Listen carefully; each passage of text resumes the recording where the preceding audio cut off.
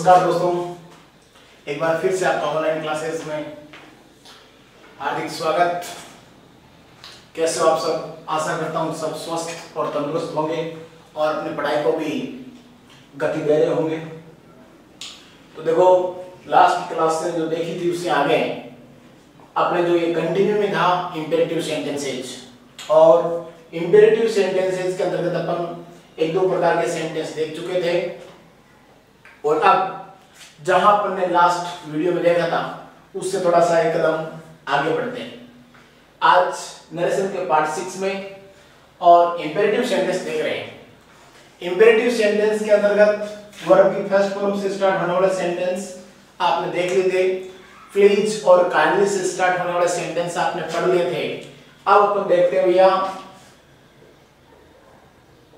Don't say start होने वाले sentence, मतलब ऐसे सेंटेंस जिनके स्टार्टिंग में डोंट दिया हुआ हो। वैसे अब आप सब जानते हो कि डोंट मतलब ये जो है वो नेगेटिव मीन दे रहा है, तुमको नकारात्मक अर्थ दे रहा है। डू यानी करो, डोंट और नॉट यानी नहीं, मतलब कोई भी कार्य मत करो। किसी भी कार्य को मना किया जाता है कि कोई भी कार्य करना है वो आपको मनाही है, तो उस कंडीशन को शो करने के लिए डू नॉट का प्रयोग किया जाता है। तो ऐसे सेंटेंस जिसमें आपको कोई भी कार्य नहीं करने का आदेश दिया जाता हो, उन सेंटेंसों को आप डायरेक्ट इनडायरेक्ट में कैसे चेंज करोगे। थोड़ा सा ध्यान दें कि एक वर्ड है इंग्लिश का ही फॉरवर्ड, और इस फॉरवर्ड वर्ड का ही मतलब होता है किसी भी कार्य को करने के लिए मना किया गया। ठीक है, डोंट का भी मतलब है मत करो, मना है आपको कार्य करने के लिए, और फॉरवर्ड का भी मतलब है मना किया गया। तो इसकी जो रिपोर्टिंग वर्ब होगी उस रिपोर्टिंग वर्ब में चाहे तो सेड है और चाहे सेड टू है, उसकी जगह आप फॉरवर्ड वर्ड का यूज करोगे। ठीक है, अब जब आपने रिपोर्टिंग वर्ब में ही फॉरवर्ड वर्ड का यूज कर लिया, मतलब रिपोर्टिंग वर्ब में ही आपने कह दिया कि उसको मना किया जाता है। अब किस कार्य के लिए मना किया जाता है वो आगे दिया है। अब सेड या सेड टू की जगह अगर आपने फॉरवर्ड लगा दिया तो फिर रिपोर्टिंग वर्ब की वर्ब तो चेंज होगी। अब नंबर आता है कनेक्टिव वर्ड का। ऐसे सेंटेंसों के अंतर्गत जो कनेक्टिव वर्ड है वो कनेक्टिव वर्ड के रूप में अपन किसका यूज करेंगे? टू का। अब जब to as a connective word use हो रहा है तो इन्वर्टेड कॉमा हट जाएगी और आपका जो सेंटेंस है वो रिपोर्टेड स्पीच का सेंटेंस अब इनडायरेक्ट में चेंज होने के लिए तैयार है। मैंने आपको पहले बताया कि ये जो इंपेरेटिव सेंटेंस होते हैं इनमें ज्यादा टेंस का लफड़ा नहीं होता है, इनमें टेंस वाला काम नहीं होता है, क्योंकि इसमें कोई सब्जेक्ट कार्य करता ही नहीं है। जब कार्य नहीं हो रहा है तो सब कार्य का टाइम किस आधार पर बताया जाएगा। अब देखिए, जब सेंटेंस के स्टार्ट में डोंट है और इधर अपन ने रिपोर्टिंग वर्ब में फॉरवर्ड लगा दिया, तो दोनों का अर्थ क्या है? सेम है। इसलिए एक ही मीनिंग को बार बार लिखने से उसका कार्य जो अर्थ है वो क्या हो जाता है? उल्टा हो जाता है। जैसे इधर अपन ने फॉरवर्ड लगाया और इधर नोट लगाया, इसका मना किया गया कार्य मत करने के लिए, तो वापस से इसका सेंस है वो जो ऑपोजिट निकलता है। इसलिए अगर आपने वो रिपोर्टिंग वर्ब में फॉरवर्ड लगा दिया तो आगे से आपको डोंट लिखने की आवश्यकता नहीं। तो सबसे पहले अपना काम हो जाएगा रिमूव डोंट। ये जो डू नॉट है इस डू नॉट को हटाना है आपको, और जैसे आप डू नॉट हटाओगे तो डू नॉट के बाद आपको वर्ब की फर्स्ट फॉर्म मिलेगी। और ये भी अपन जानते हैं बेटा कि टू के बाद हमेशा ही वर्ब की फर्स्ट फॉर्म का प्रयोग किया जाता है। तो यहां पर start the sentence with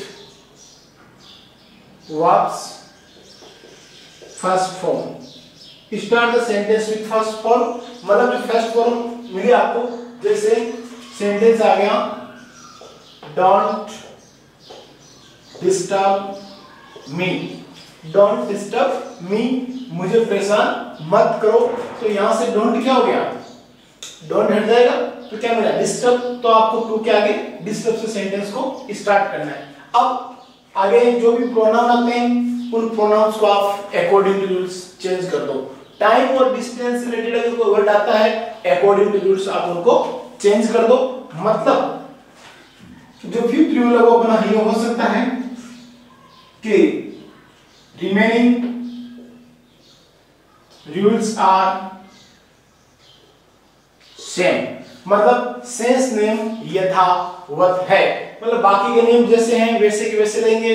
time distance संबंधित चेंज करना, प्रोनाउन चेंज करना, वो एज इट इज जो अपने स्टार्टिंग पढ़े थे वैसे के वैसे ही रहने हैं। तो ये तो हो गए इनके रूल्स। अब देखिए एक एग्जांपल अपन सोल्व करके देखते हैं कि इन रूल्स के अकॉर्डिंग एग्जांपल शो हो रहा है या नहीं हो रहा है। देखो एक सेंटेंस, जैसे teacher said to me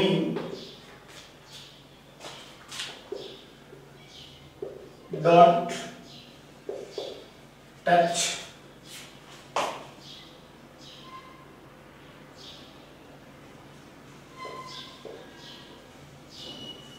white board. Teacher ने मुझे कहा कि आप व्हाइट बोर्ड को मत छुओ, आप व्हाइट बोर्ड को मत छुओ या व्हाइट बोर्ड को आप टच वो मत करो। अब इस सेंटेंस को अपन चेंज करेंगे डायरेक्ट टू इनडायरेक्ट, तो क्या हो जाएगा टीचर सेड टू मी। अब देखो ये अपना रिपोर्टिंग वर्ब है ना। अब इस रिपोर्टिंग वर्ब में चेंज क्या होती है, वर्ब होती है।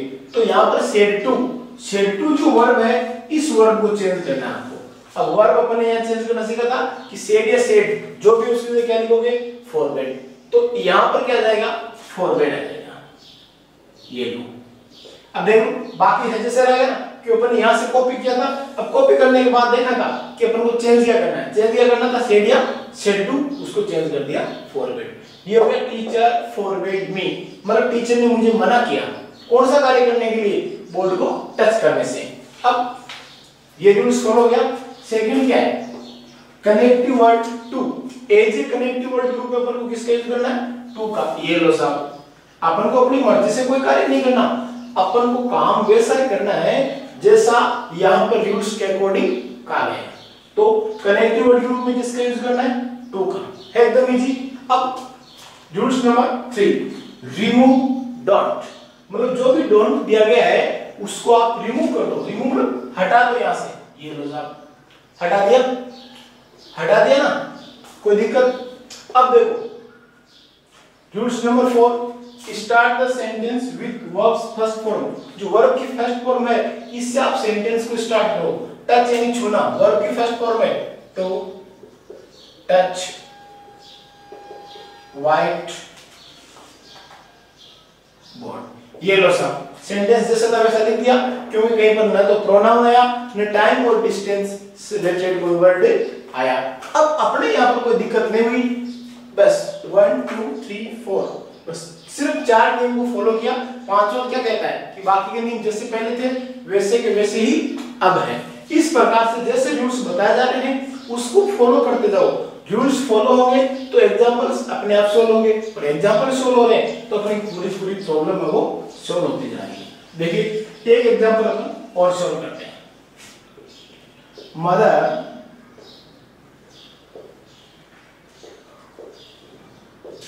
said to her son,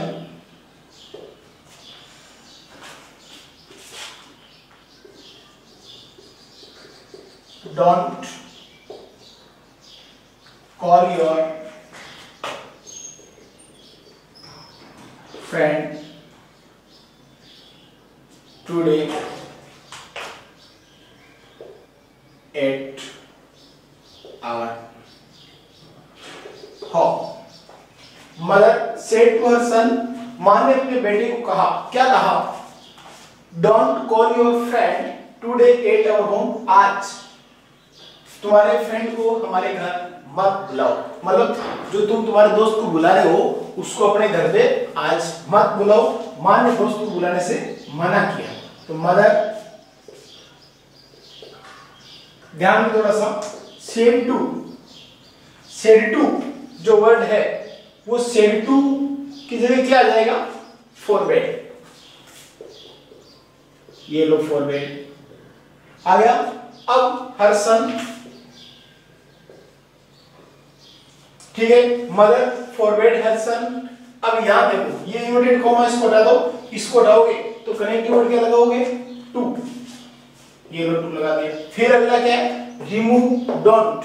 don't को हटा दो, ये लो साहब डोंट को हटा दिया। ठीक है, start the sentence with verbs first form. Call यानी बुलाना, तो यहां पर वर्ब की फर्स्ट फॉर्म है कॉल। योर प्रोनाउन है, योर कौन से पर्सन का प्रोनाउन है? योर है वो सेकंड पर्सन का प्रोनाउन है, और सेकंड पर्सन का pronoun change according to object. अपना ऑब्जेक्ट क्या है? हर सन। हर सन, ध्यान दे बेटा, हर सन के लिए आप क्या प्रोनाउन यूज में ले सकते हो? ही। ठीक है, एक ही फॉर्म में होती है ही, हिज, हिम, ही, हिज, हिम। अब यहां पर प्रोनाउन क्या मिला अपन को? Your, you, your, you. अब यहां पर योर देखो कौन सी सेकंड फॉर्म का है ना, तो यहां से भी सेकंड फॉर्म ही आएगी, तो योर की जगह क्या हो जाएगा? हिज। ये थोड़ा सा प्रोनाउन चेंज करना समझ लो। सबसे पहले आप देखो कि प्रोनाउन कौन से पर्सन का है। 3 पर्सन होते हैं, फर्स्ट पर्सन, सेकंड पर्सन और थर्ड पर्सन। फर्स्ट पर्सन का प्रोनाउन होता है तो change according to subject. If your object your pronoun is second person pronoun, then change is according to object. अब ऑब्जेक्ट जो भी है उस ऑब्जेक्ट के लिए आप क्या प्रोनाउन यूज में ले सकते हो, वो सही प्रोनाउन निकालो। फिर देखो प्रोनाउन की फॉर्म कौन सी है, कौन सी फॉर्म का है? ये सब्जेक्टिव फॉर्म का है या ऑब्जेक्टिव फॉर्म का है या फिर कोई पॉजिटिव फॉर्म का है या रिफ्लेक्सिव फॉर्म का है? जिस भी फॉर्म से ये बिलोंग करता है उसी फॉर्म का वापस प्रोनाउन उधर से पिकअप करो। ठीक है, हिज फ्रेंड, हिज फ्रेंड। अब टुडे, टुडे देख लो टाइम से रिलेटेड वर्ड है, तो टुडे किस में चेंज होता है? टुडे किस में चेंज होता है? दैट डे में। That day, 8 our. आवर देख लो, आवर कौन से पर्सन का प्रोनाउन है? फर्स्ट पर्सन का प्रोनाउन। फर्स्ट पर्सन का प्रोनाउन किसके अकॉर्डिंग चेंज होता है? किसके अकॉर्डिंग चेंज होता है? सब्जेक्ट के अकॉर्डिंग। सब्जेक्ट क्या है? मदर। अब मदर के लिए क्या प्रोनाउन काम में लेता है? सी। लेकिन ध्यान दो यहां पर आवर क्या है? फुल फॉर्म का है, मतलब वी, आवर, अस, ये क्या है? फुल प्रोनाउन है।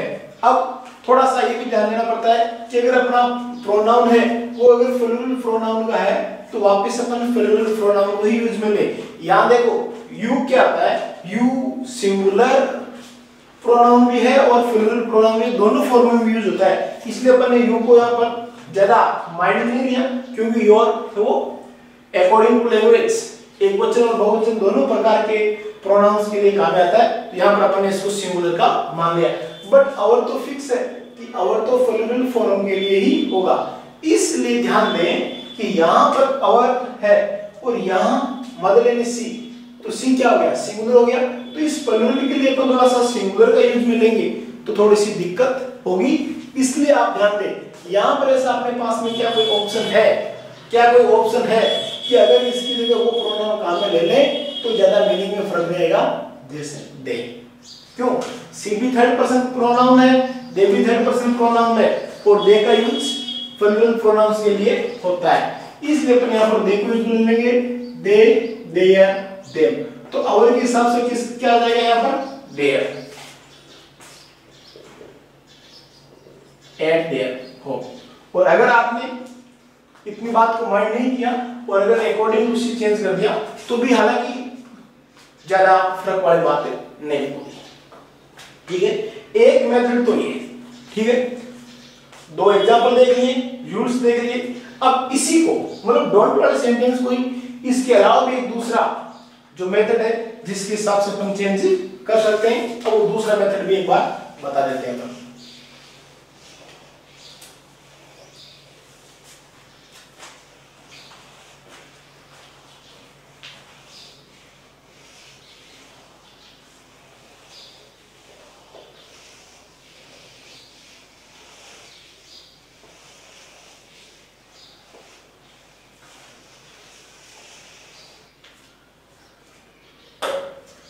अब देखिए दूसरा तरीका और कौन सा है, इन्हीं के लिए बस दो तरीके से होता है। एक तरीका बताया, अब जो भी आपको इजी लगे उसको फॉलो कर लेना। पहला भाई मान लिया कि आपको इतना याद रहा कि यार सेड या सेड टू है, उसकी जगह अपन को आस्क्ड का यूज करना है। फॉरवर्ड मीनिंग आपके माइंड से गायब ही हो गया, ठीक है, और तो उस कंडीशन में आपने आस्क्ड यूज में ले लिया, कोई बात नहीं। अगर आपने सेड या सेड टू की जगह आस्क्ड यूज में लिया है तो ले लो, वो तो फॉरवर्ड यूज में लेकर था, ये आस्क्ड को यूज में लेकर है। फिर कनेक्टिव वर्ड, यहां थोड़ा सा जानते हैं, उसमें जब अपन फॉरवर्ड यूज में ले लेते हैं तब अपने लिए कनेक्टिव वर्ड क्या था, उस टाइम अपने लिए कनेक्टिव वर्ड था टू, और यहां पर कनेक्टिव वर्ड तो टू रहेगा, लेकिन कनेक्टिव वर्ड टू से भी पहले अपन नॉट का यूज करेंगे और ये हो जाएगा नॉट टू। क्या हो जाएगा? Not to. जब कनेक्टिव वर्ड नॉट टू हो गया तो अपनी पूरी की पूरी समस्या वो सॉल्व हो गई। अब 3 नंबर बात, अब वो ये रिमूव डॉट, डू नॉट को हटा दो, डू नॉट को हटा दो। बस यहां ये ध्यान देना है कि अगर फॉरवर्ड लगाते हो तो यहां नॉट का यूज नहीं करना, अगर आप फॉरवर्ड का यूज नहीं करते हो उसकी जगह आस्क का या किसी दूसरी अन्य फॉर्म का यूज कर लेते हो, उस कंडीशन में टू से पहले ये भी ध्यान रखना, टू के बाद नहीं, टू से पहले नॉट का यूज करना। और फिर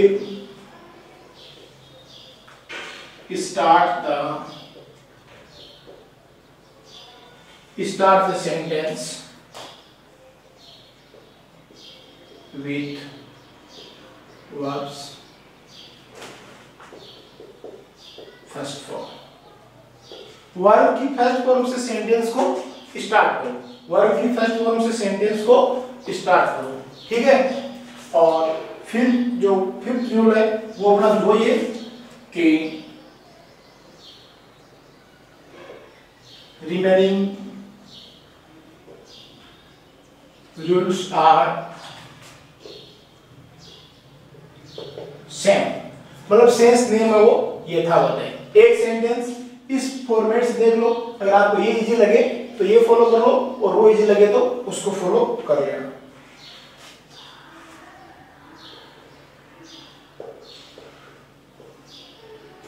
Rajesh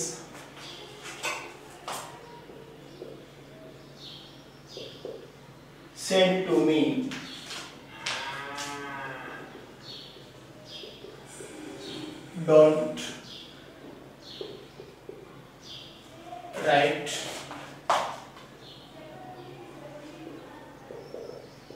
don't write anything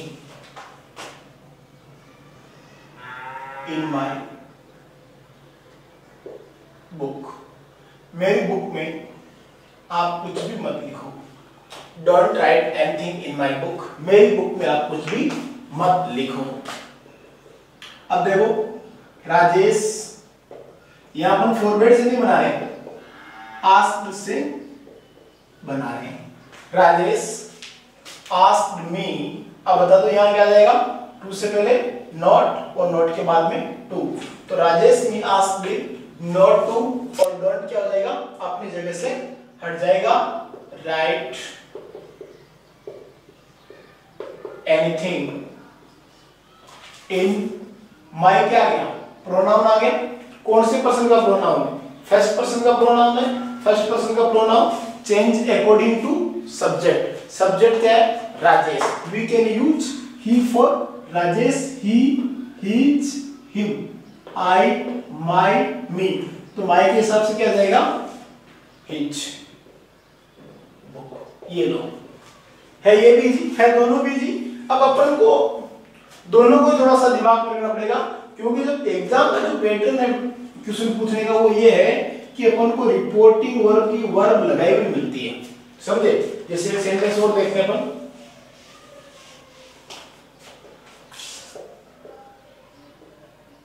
Anamika said to Seema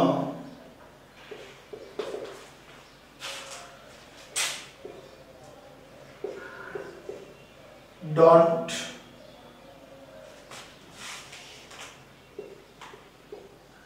wear green sari. Anamika ने सीमा को कहा डोंट वेयर ग्रीन साड़ी। अब ये अपन को सोचो एग्जाम में मिल गया सेंटेंस, अब इसको सोल्व करना है और उसका पैटर्न क्या एग्जाम का कि ये तो मिलता ही मिलता है। अब इसका जो आंसर है उसको स्टार्ट क्या मिलेगा, अनामिका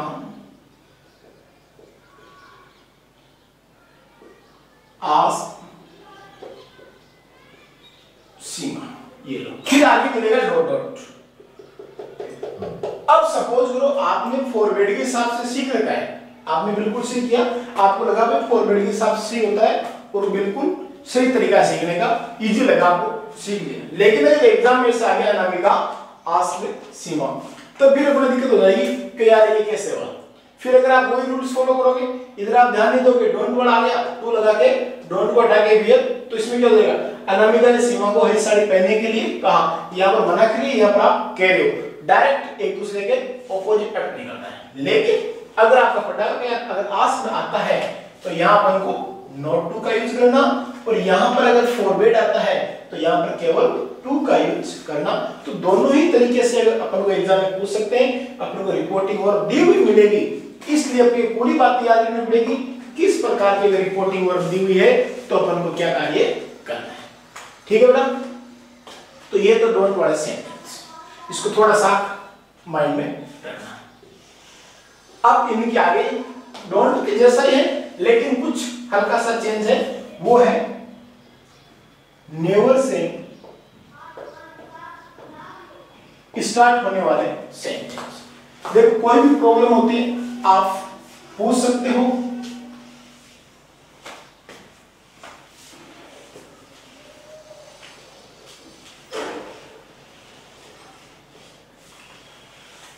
प्रॉब्लम पूछने के लिए आप कमेंट बॉक्स में कमेंट कर सकते हो, और कमेंट बॉक्स में आपको लग रहा है यार कमेंट सबके सामने करना उचित नहीं होगा, तो आप पर्सनली जो नंबर है यहां से भी आप किसी भी प्रकार की बात है वो पूछ सकते हो। लेकिन आपके प्रॉब्लम नहीं रहनी चाहिए, ये कोई फिक्स नहीं है कि भाई आपकी ये जो ऑफलाइन क्लासें कब से स्टार्ट होगी कब से नहीं होगी, लेकिन आपकी जो पढ़ाई है वो डिस्टर्ब बिल्कुल नहीं होनी चाहिए। आप एनी टाइम अपने टीचर्स के कॉन्टेक्ट में रहके अपना जो पढ़ाई है उसको रेगुलर रखें। ये व्हाट्सएप नंबर है, यहाँ से आप कांटेक्ट करके हर प्रकार की समस्या का समाधान प्राप्त कर सकते हो। 24 घंटे आपके लिए सेवा अवेलेबल है। अब नेवर से स्टार्ट होने वाले सेंटेंस, सबसे पहले बात है इनकी रिपोर्टिंग वर्ब की। देखते हैं कि सेड या जो सेड टू है, सेड या सेड टू है, वो अगर दिया हुआ है तो उसकी जगह अपन ध्यान दे भैया नेवर वाले सेंटेंस है वो कभी भी अपन फॉरवर्ड के हिसाब से नहीं बनाते हैं, क्योंकि डोंट का मतलब होता है मत करो। अपने उसको एक बार भी टोका है, जैसे कोई बच्चा लिख रहा है तो उसको कहेंगे डोंट राइट, मत लिखो, मतलब ये उसको परमानेंटली नहीं करें कि तू कभी मत लिख, सिर्फ अभी के लिए मना किया है कि तू ये कार्य भी मत कर। और नेवर को लिख रहा है नेवर राइट, कभी मत लिख, मतलब तेरे को कभी लिखना ही नहीं है, तो इसमें उसमें तो काफी ज्यादा फर्क है। इसलिए फॉरवर्ड का मतलब सिर्फ अभी के लिए मना किया है और नेवर का परमानेंटली मना कर दिया। क्यों किया भाई? कोई कार्य जैसे आप झूठ बोलते हो, आप कह दिया नेवर टेल ए लाई, कभी झूठ मत बोलो, तो ये आपको मना नहीं किया गया है, जबकि आपको एक प्रकार से एडवाइस दी गई है कि भैया कभी झूठ मत बोलो। इसलिए इन वाक्यों में अपन वर्ब के रूप में किसका यूज करेंगे? एडवाइस का यूज करेंगे। समझ गए?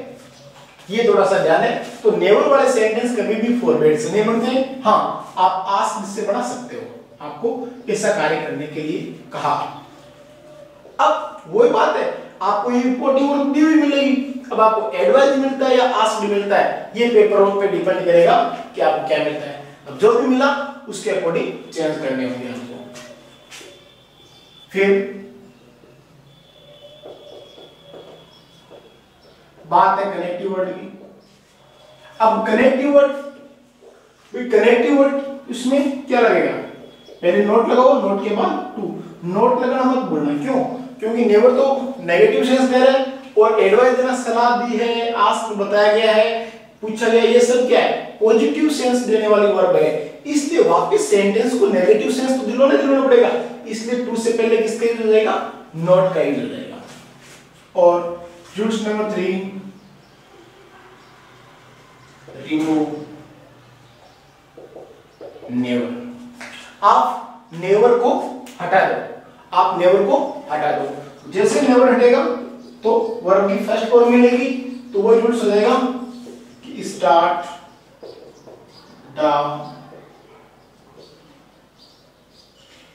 The sentence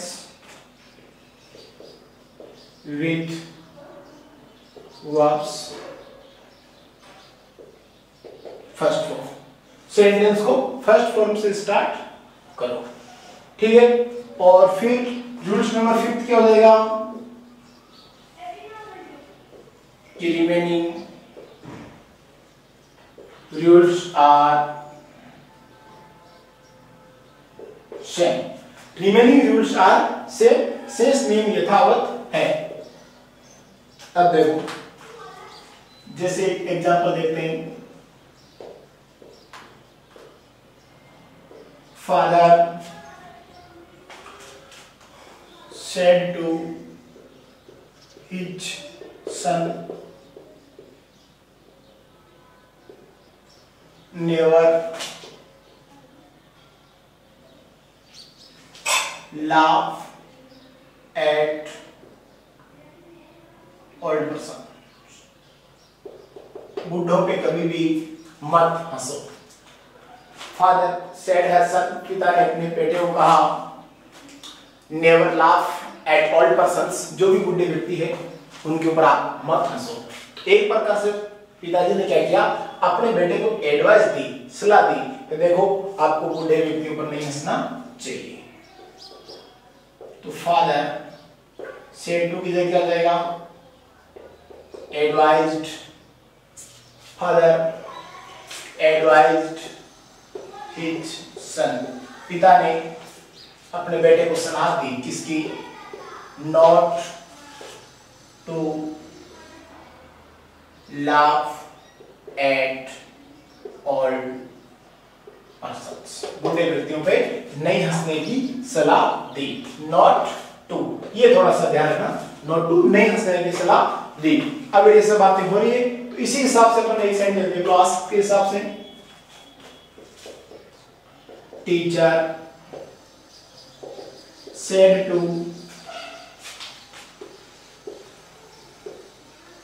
students, teacher said to students, teacher ने स्टूडेंट्स को कहा। अब टीचर ने स्टूडेंट्स को क्या कहा? never